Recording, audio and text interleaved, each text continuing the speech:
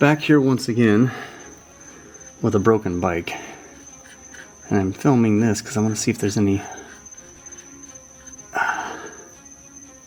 coolant. Oh yeah, coolant in the oil. So something fucking failed big time. I just found some pretty large chunks of metal. Yeah, you can't really see it's down there. Pretty large chunks of metal on top of the engine, which tells me that whatever this was, whatever broke, it was catastrophic.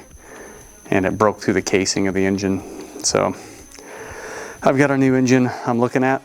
I've decided that I'm just done with this one. This is the second major thing this engine's had, and I'm tired of dealing with it. This is a year and a half since I fixed the other issue with it, and now it's had some kind of other catastrophic failure. So the lesson there, I think, is don't buy first generation anything.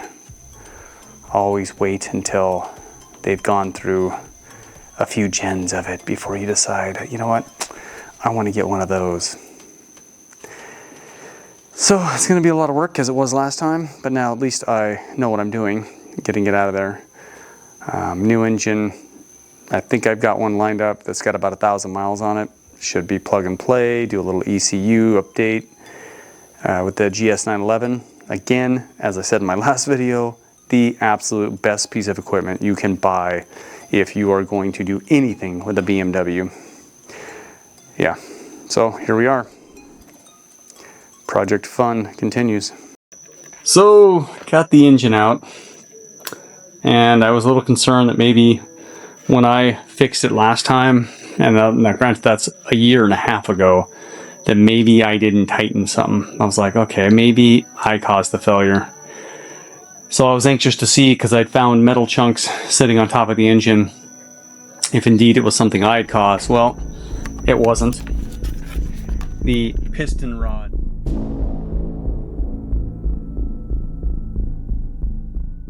I've got the old engine, and I am going to tear it apart, and we're going to find that piece that broke inside there, and we're going to do that together. So I'm going to remove all the cams, timing chain, all that stuff. I'm going to remove the heads, take that off, remove the clutch basket, all that kind of stuff's going to come off, remove the transmission, all the pieces that I put in that I replaced at a $1,000 cost a year and a half ago. So this has not been the cheapest fix in the world. So I've loosened up the bolts on this side. I'm kind of excited about this. Not that I had an engine fail and I get to take one apart, but that I do get to take it apart. This is kind of exciting. I've never taken the heads off this thing, and I want to see kind of what that looks like. The pistons, when I did an endoscope on them at about 30,000 miles, were pretty carboned up. I couldn't believe kind of how bad they look. I've been running a cleaner in it for the last 10,000 miles, every other tank. So hopefully that's helped. I know that the valves looked really, really good when I looked at those. In comparison to the new ones on the engine I got, the valves on that one were pretty corroded, even though it only had 96 miles on it. These look really, really clean. So exciting to see what's going to happen here.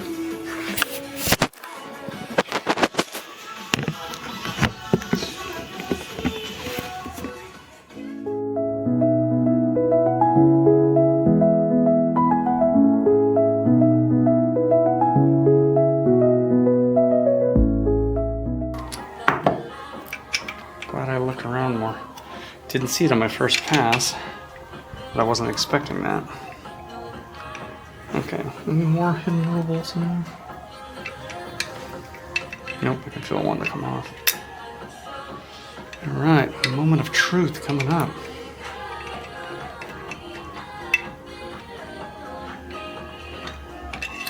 That was it.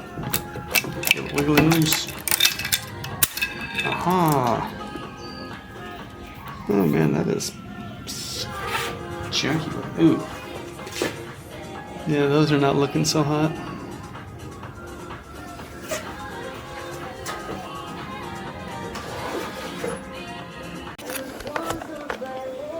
So I got the clutch plate off. I believe this is, I took this cover off. I believe that's the water. I mean, it's pretty clean. It's got to be the water pump. That's pretty cool. There is a ton of metal in here. Like, way more metal than was when this thing first blew up.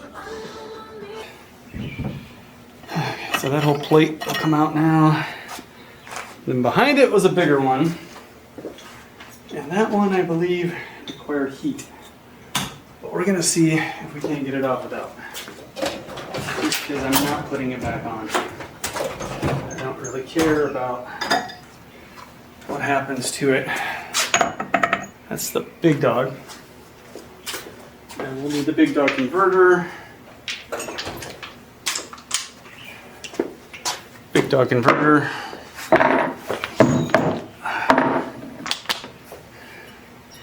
So that one's being held by the fact that the transmission is in gear. And I don't think that has anything to do with anything. Yeah, there you go.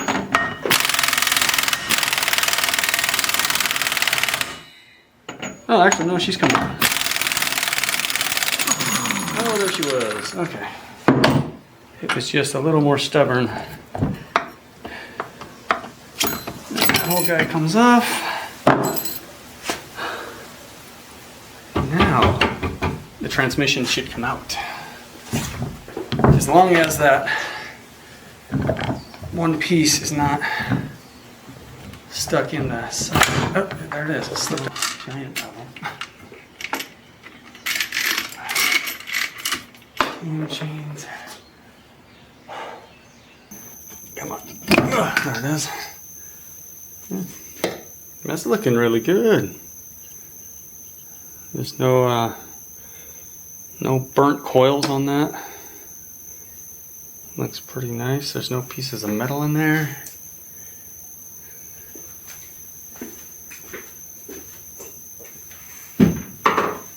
So this is the point where last time I wasn't 100% sure if I had torqued these bolts.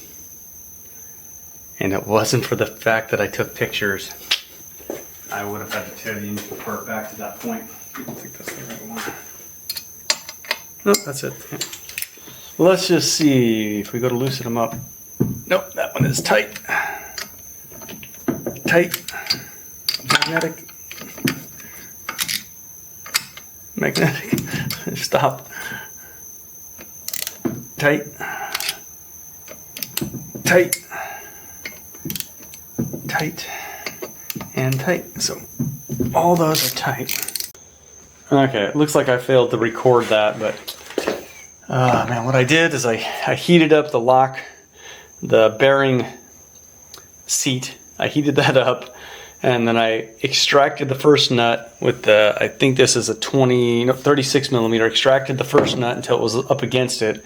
Then I heated it up again, then I used the special BMW tool to remove the flywheel here. I'm sure it's got a more technical name than that, but I use that to remove this thing, and then I use this as an insert for here because this tool does not have enough reach to actually pull it completely off. It just won't do it. I tried it last time, it didn't work, so that allowed me to get the whole thing off. This is the one-way starter clutch bearing that I put in last time, and it looks absolutely brilliant. Everything is still super smooth. The interface on that still smooth. It's got a little bit of, I mean, you can tell where it sits on it and catches, but it's not marred. That looks really nice. So all that I put in last time, looking really, really good. Everything's looking like it should. Unlike the clutch cover plate and the transmission cover or transmission housing, the casing itself doesn't seem to have those extraction bolt inserts, so there's no place to put this bolt like this. You can't thread this into here and then force the casing apart. So what I've done is I'm tapping the outer portion down to where the threads meet for the regular bolt, and I'm using that 6 millimeter bolt to force this casing apart. I put some spacers in here because it's wanting to collapse on itself, so obviously there's some tension somewhere on some bolts that I haven't released yet, and I got to figure out where those are. I can't see any more on the outside. There doesn't appear to be anything on the inside. The ones that I thought in here, they look to be attached to the other side of the casing, not to this side. So it looks like those are attached on this side, so that should split apart. I'll do the same thing on the front. I'll tap it, and then I'll force it open, put some washers in there as stop gaps, and then see if I can't get this thing to try to split apart. Yeah, look at this. It is almost separated. So we're super close to getting this thing separated out. That is going to be amazing. I cannot wait to see this. We'll just keep working the bolts.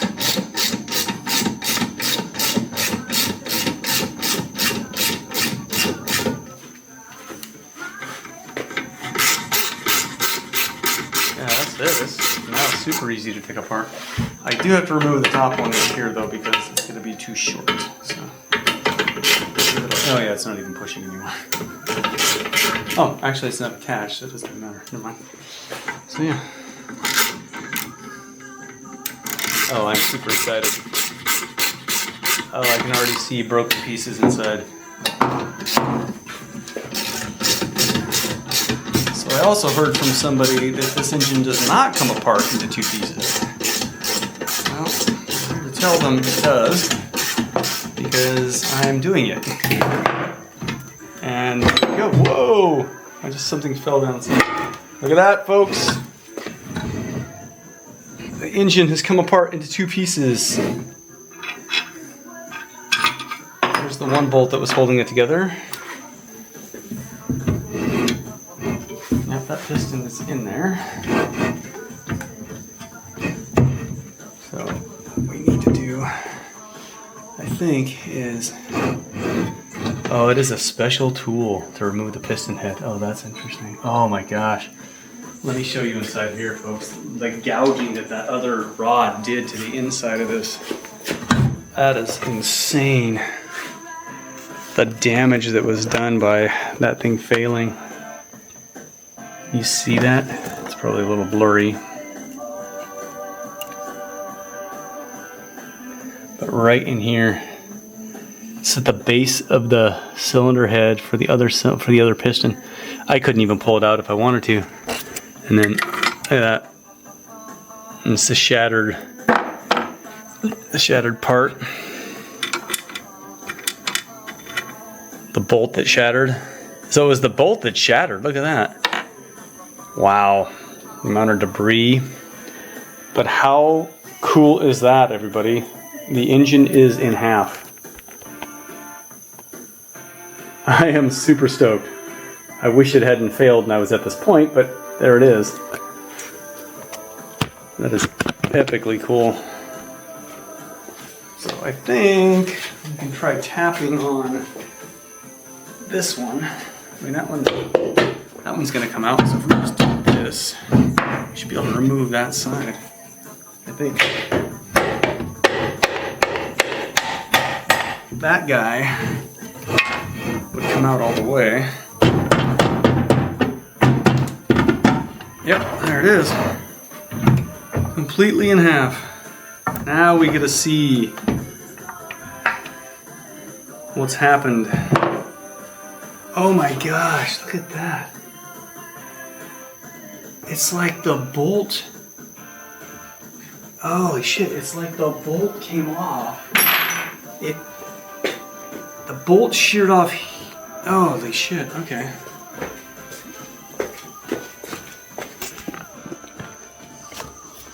Alright, take a look at this.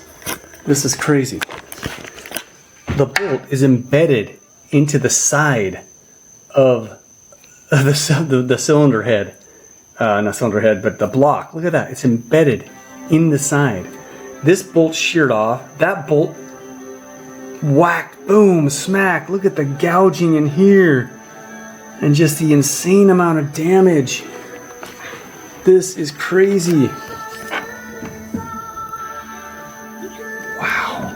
That's the whole other side. Whoa. That's intense. Absolutely intense. I was able to take it completely apart into two sections. This, I believe, is the left side, and this is the right side. Yeah, it's got the oil window on it, so this would be the right side of the bike. So the sight window is right there. Yeah, lots of debris. There's lots of little metal chunks inside where the oil pump sits. So lots of stuff going on there. A lot of damage to the right side cylinder, and I'll show you what caused that damage as we look at the other one.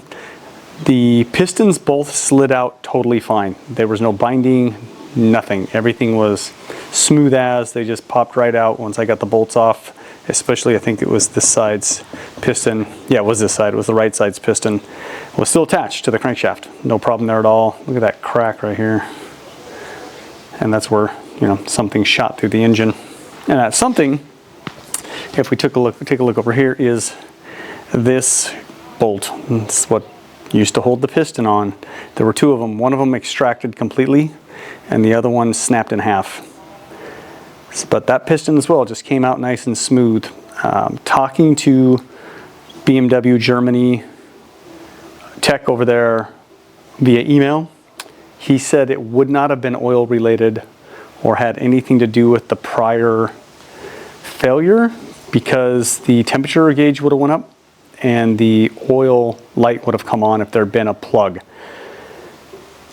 It's systems are like that, he said. You would have known that something was going on before that actually would have caused enough damage to cause those two things to fail. They're not saying what the failure was. They're not giving me any more information other than that one email, and they won't specify anything. Of course, they're not going to take, you know, a position like that at all, but all I know is that he said it wasn't oil related. So I'm just glad it was nothing I did. And I'm pretty sure it wasn't anything I did, because I didn't cause those bolts to come off. There's no bearings in here. The crankshaft runs on, or the pistons are attached to the crankshaft by a collar. So there were no bearings to give way. It wasn't like a bearing seized up and then blew apart. I don't know what exactly happened there. But that's one side. Nice smooth cylinders though, yeah. It was a good engine until it wasn't. Ooh, slippery.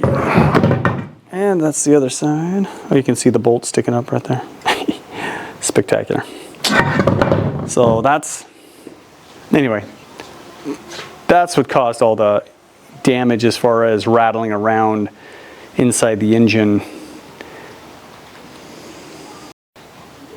So I thought maybe we could take a deeper look at the gouging inside the engine. Lots of little metal flakes. I got a new window. I can see my tool chest through there.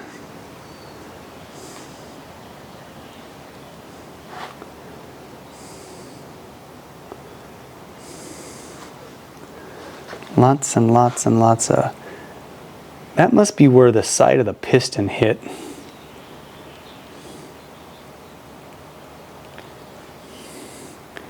It looks like the same shape. When it gave way, it must have knocked back and forth. And that, of course, is the infamous bolt. I can't even get it out. It's wedged itself in there. I'll extract it at some point. Lots of little metal shavings everywhere. Of course, I guess that's going to happen when you grind an engine up. Oil.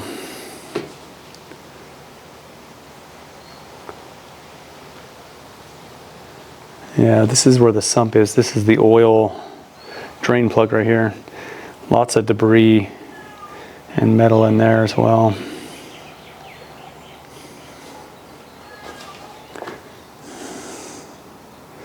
Pretty sure that notch isn't supposed to be there. Yeah, it's fascinating how quickly, but I guess when you're running at, 4,000 to 5,000 RPM, things are going to go to shit in a hurry.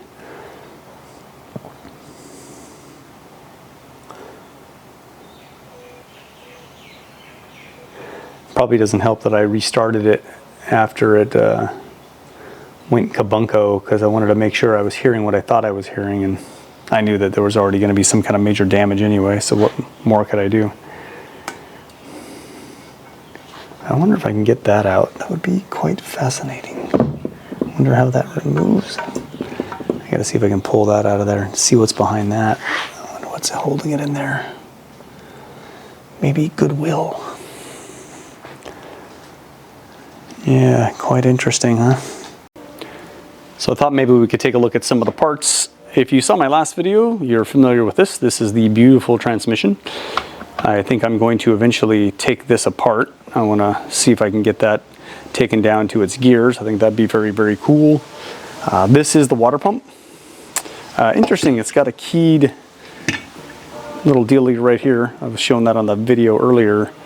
That intersects with something nice and clean. Everything looks really, really nice in there. There's the gasket that goes with it. This is the oil pump, or at least part of the oil pump. It's kind of an interesting little doodad that sits on a shaft, and then there's a gear attached to it, and it rolls around. This is the, well, something to do with the oil. It's got a cylinder here that slides back and forth. I'm sure that's part of the pump system. Nothing inside of it. It's absolutely clean. There's no metal debris anywhere inside the tube. I put a cloth in there with a cotton swab. I got nothing out of it. Nothing inside the metal screen either on any of the ends. Those are absolutely clean. Nothing going on there. This is another part of that pump system. There was a little bit of metal material inside this one, but not a ton. I thought there'd be more, but there really wasn't very much inside here at all. And then these are moving on to the crankshaft. This is a awesome piece of equipment.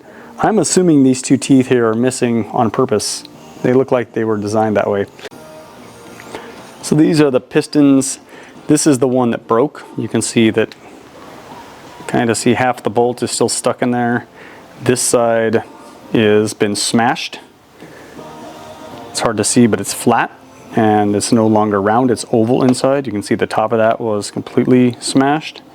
They don't have bearings. They sit on the shaft like so, and then they're clamped on with those bolts. This is the one that failed. Looking at this, I can see that the cams smack right into the piston. So when this failed, it shot up into the cams. So I'm going to replace those cams, lifters on that side. Sorry, not cams, the lifters. I'm no motorcycle mechanic, so I don't know all the terminology correctly. But yeah, that's the piston side that failed. This is the part that failed. You can see the split right there. As soon as that comes into focus, I think. Yeah, that split right there completely came apart. And this one's intact. A friend of mine who's an engineer and does metal, like engineering with metal, said that that was a, what did he call it? A materials failure. That this is a forged piece, and looking at the little black pieces inside here, he said there was a material failure, that it wasn't a good forging. That was his take on it. I don't know if that's true or not, but that was his take. These are the guides that went on the actual crankshaft here, where the other part sits in the frame or in the housing. This is the bolt that snapped. Moving on to the cylinder heads. This is the cylinder head from that side that failed. I can see the damage here where the lifter's valves ran into the piston. I can see it, so I'm definitely going to replace those. That would be a very cool video to do as well, is taking these apart and replacing all that stuff. So getting inside here, replacing all these pieces, the springs, the whole thing. I think that would be a very interesting video to do. Something I might do in the future. In fact, I will do that in the future, because I'm going to buy a short block and I'm going to rebuild this and see if I can take all these pieces that I took out and make a working engine out of it. This is the other side. Looking pretty corroded. Yeah, there's a lot of carbon in there. I was kind of surprised that there was so much carbon. But looking at the heads, actually, I'm not that surprised. Yeah, so I'm going to do the same thing with these. These are fine. There was no interference on this side. This piston, this is the other side. A lot of carbon buildup, but no other kind of damage to it all. The piston, I mean, damage as far as it didn't run into anything. It's got damage to the piston head. I'd never use this again, that's for sure. These, of course, are the cams. And I think I finally got something correct. And then the channels for the shift cam right here. So I've got them all separated into bags, left and right, because they're a matched set. These are matched to this cylinder, and or that cylinder rather, and these are matched to that one. So, you know, these are all come as a complete unit. Apparently, you cannot buy the head without buying everything else matched to it. So, oh, having said that, so yeah, being a matched set, I'd have to rebuild this head in order to use these cams in this head. I can't buy cams separately. If you go to BMW's website, or I'm sorry, to a parts place that does BMW, you will not find these separate from these. They come as a unit. So cam chain, super awesome. That thing is super sturdy. I might put that around my neck as some kind of like, you know, badge of honor or something like that. Counterbalance shaft of some description. All kinds of little parts. Everything has been bagged and tagged.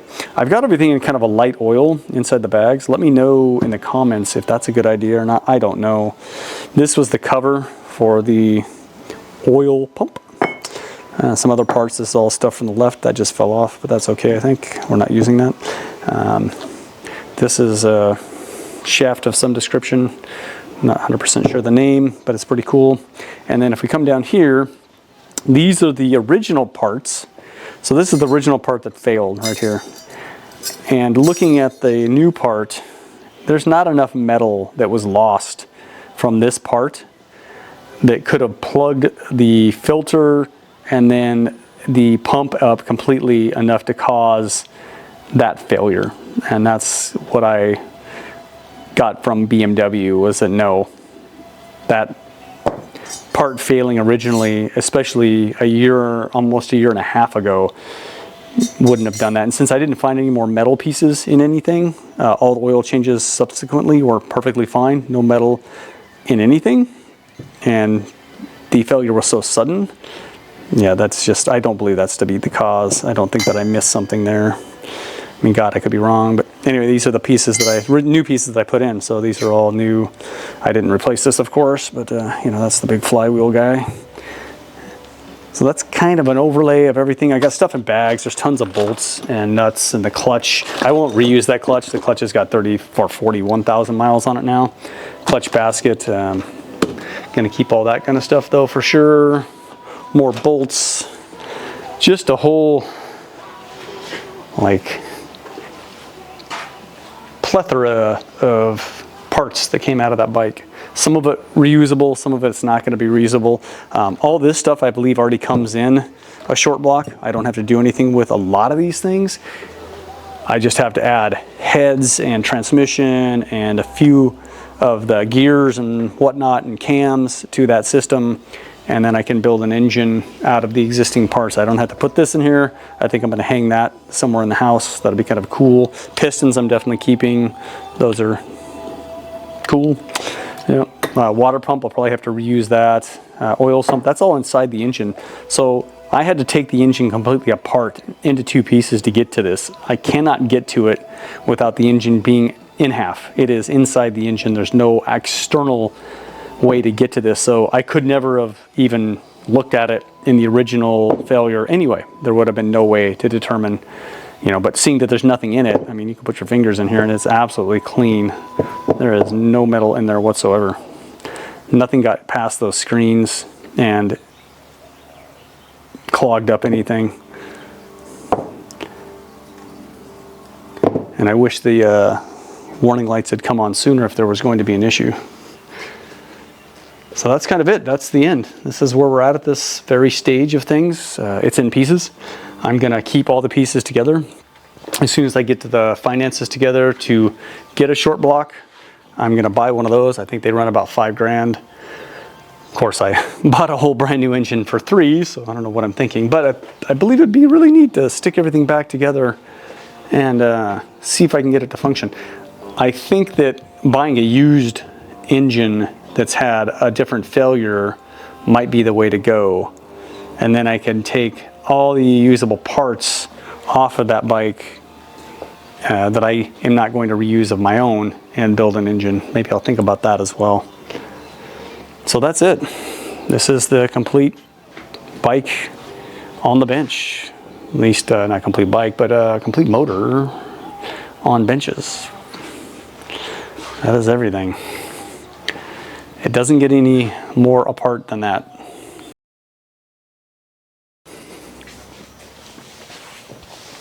All right, well that wraps up the taking apart of my 1250 GS engine again. I probably never should have had to do that in the first place, but it is what it is. Time and unforeseen occurrence befalls everybody, and it's definitely befallen me a couple times. Hasn't dissuaded me from being a BMW fan. I still love the bike. I still love the engine. I now find it pretty easy to work on as far as being able to take it apart, find the pieces that are broken, and sometimes being able to fix that, even though I am not a motorcycle mechanic. I am a bicycle mechanic. Those are totally two different things, in case you're wondering or had comments about me being a mechanic. Bicycles and motorcycles are not the same animal whatsoever. So what I did find out was, as we saw in the video, that we had some kind of materials failure. The end cap that holds the piston on shattered in half, bolt extracted itself, one broke in pieces, and decided to embed itself into the side of the engine. My emails with BMW Germany, I was able to talk with a tech there through email, and he said it was not an oil failure, that's not what caused that the engine lights would have come on. Prior to that, I would have had an oil engine warning light. I would have had to take it to service. Light that would have come on if the filter had been plugged enough to cause the sump to do a bypass and shoot corroded oil into the engine. I would have had a service warning that would have told me to take it to a BMW immediately, and it would have put me in limp mode, and it didn't do any of that. It was sudden and catastrophic, as we saw from the video. So not an oil problem. I do appreciate those thoughts, but according to BMW and what I've seen, not the problem that has occurred. And if you look back at the old video, and you look at the piece that it broke and the amount of debris, that piece was not entirely whole, but there was 85% of that piece was still there. There wasn't enough debris to clog the filter, clog the screens, and cause a bypass to happen, to shoot oil, corroded oil into the engine. That just didn't happen. And I changed that filter probably 3 or 4 more times over the last year. Every 3,000 miles minimum, I changed the oil and the filter, and I wasn't finding any more debris in the oil, or I would have had some kind of suspicion that something was kind of going on, and there was none of that happening. So that is pretty much it. That is the end of the video. That is the end of taking the engine apart. I hope if I have to do it again, of course, I will make another video and we'll document what has failed this time. Hopefully it's not the engine or any other part, because as much as I love mechanical stuff, I have other things I'd like to do in my life other than take my bike apart. And yeah, you're gonna say probably in the comments that, BMWs are junk and blah, blah, blah, but any bike can have a failure. Let's just be honest. Any bike can have a failure. So you can't discount BMW. You can't discount Triumph or Harley or KTM or Ducati or Kawasaki or Honda. You can't discount them because a bike has a failure. It's not every bike. And my failure, the original time, as I stated before, was a very uncommon failure. A very hard thing to find any video or documentation on. I think there are 3 videos out there now about the failure that I had before. So this, never know. Won't know what it was. I have no idea what the failure is, but I have a brand new-ish engine in the bike now. Everything is running absolutely perfectly. I did the 600-mile service on it last week, and everything looked really, really good. Put some fuel treatment in there because the valves look kind of corroded. It was a demo bike for BMW. While it didn't have a lot of miles, it probably had a lot of hours, which is fine. So it's going to be excellent, I'm pretty sure. So thank you again. If you have any comments, please leave them below, and I will answer everybody's comments, good or bad. Aloha. So if anybody's interested, I have a half of a BMW engine I'd be willing to sell you cheap. It's got all kinds of debris in it There's metal chunks. There's even a bolt stuck into the crankcase. If you'd be interested in that, DM me and we'll work out a price. I'm sure it's a collector's item at this point. They're getting more rare, the 1250 GS, so who knows?